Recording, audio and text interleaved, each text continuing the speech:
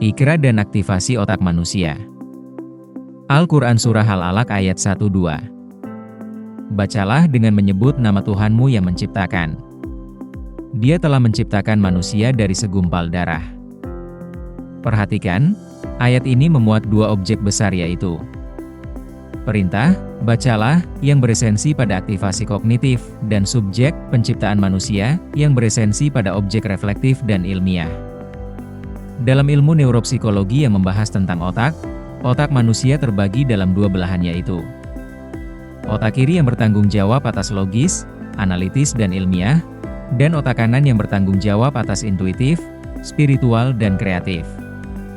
Artinya, kedua ayat tersebut telah membangun keseimbangan neurologis dalam diri manusia. Dan Rasulullah menjadi manusia pertama yang dicerdaskan oleh ayat ini. Otak kanan dan spiritualitas timur. Bangsa-bangsa timur, termasuk umat Islam, lebih dikenal sebagai masyarakat spiritual yang cenderung berpikir menggunakan otak kanan seperti merasa, zikir, hikmah, dan filsafat ketuhanan.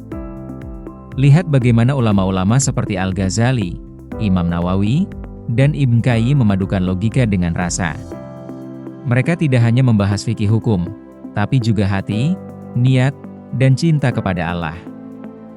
Allah berfirman, maka apakah mereka tidak mentadabburi Al-Quran, ataukah hati mereka telah terkunci? Al-Quran Surat Muhammad ayat 24. Ayat ini menekankan peran hati yang terkoneksi dengan otak kanan dalam memahami wahyu. Tanpa rasa, ilmu hanyalah data. Tanpa zikir, pikiran bisa menjadi liar. Otak kiri dan rasionalitas barat. Di sisi lain, bangsa barat terkenal dengan nalar dan sainsnya. Mereka cenderung berpikir menggunakan otak kiri seperti observasi, logika, dan sistematika. Ketika barat mulai merenungi penciptaan alam, mereka merumuskan ilmu fisika yang pada akhirnya memicu lahirnya revolusi industri. Revolusi industri sendiri merupakan representasi dari logika berpikir otak kiri yang dikendalikan nafsu liberalis dan materialistis. Mereka menjadi pionir peradaban dengan meninggalkan sisi kemanusiaan sehingga jauh dari Tuhan. Ikra membangun peradaban. Dahulu Arab dikenal sebagai bangsa ummi, bangsa yang sama sekali tidak bisa membaca Injil, Taurat, ataupun Zabur. Otak kirinya digunakan untuk berdagang sedangkan otak kanannya digunakan untuk menyembah patung. Perdagangan mengenalkan mereka pada peradaban, namun patung membuat mereka hidup dalam kebodohan sehingga mereka dikenal sebagai bangsa jahil, yaitu bangsa pintar tapi bodoh. Kemudian datang Rasulullah membawa kata Ikra. Dari satu kata Ikra, lahirlah peradaban Islam. Satu kata yang merubah peradaban bangsa Arab, bahkan dunia. Bayangkan, umat Islam pernah memimpin dunia dengan lebih dari 400.000 manuskrip ilmiah di perpustakaan Baitul Hikmah, Baghdad. Ketika Barat gelap gulita, Islam malah terang benderang. Dari bangsa yang sebelumnya dikenal pintar tapi bodoh, kini menjadi pemimpin dunia. Betapa dahsyatnya satu perintah wahyu, Ikra. Profesor Michael Hamilton Morgan dalam Lost History menyatakan, peradaban barat yang modern berdiri di atas bahu para ilmuwan muslim. Ayat-ayat penciptaan dan riset ilmiah. Al-Quran dipenuhi ayat yang menantang manusia untuk berpikir dan meneliti. Apakah mereka tidak memperhatikan unta? Bagaimana dia diciptakan? Dan langit, bagaimana ditinggikan? Al-Quran Surat Al-Ghasyiyah ayat 17-18. Sesungguhnya dalam penciptaan langit dan bumi, terdapat tanda-tanda bagi orang yang berpikir. Al-Quran Surat Ali Imran ayat 190.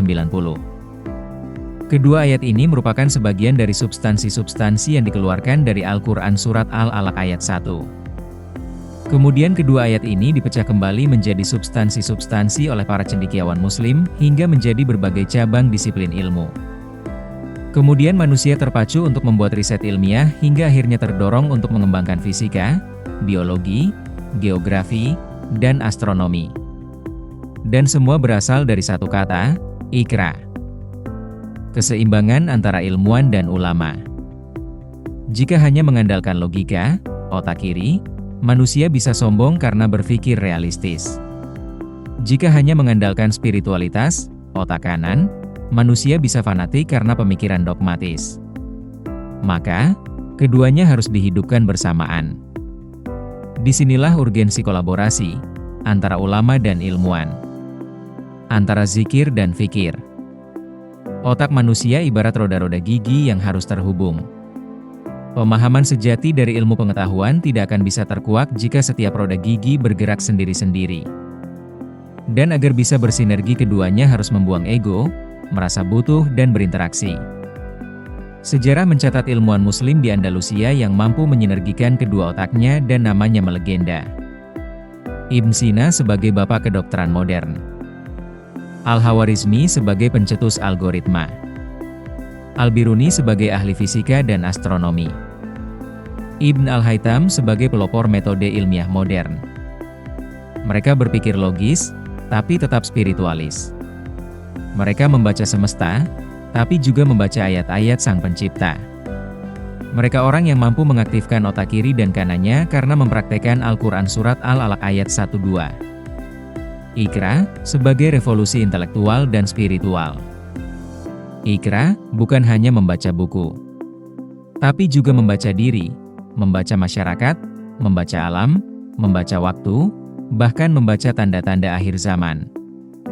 Seorang mukmin ideal adalah dia yang bisa menghubungkan ayat kauliyah, Al-Quran, ayat kauniyah, alam semesta, dan ayat nafsiyah, jiwa manusia. Hal ini baru bisa terjadi dengan menggabungkan otak kiri dan kanan serta iman sehingga menghasilkan ketakwaan. Kesimpulan: kesempurnaan penafsiran Al-Quran tidak bisa dicapai hanya dengan otak kiri atau kanan saja. Ia akan paripurna jika akal dan rasa menyatu. Jika ilmuwan dan ulama duduk bersama. Maka, di zaman ini, Iqra bukan sekadar bacaan, tapi seruan kebangkitan. Kebangkitan ilmu, spiritualitas, dan peradaban.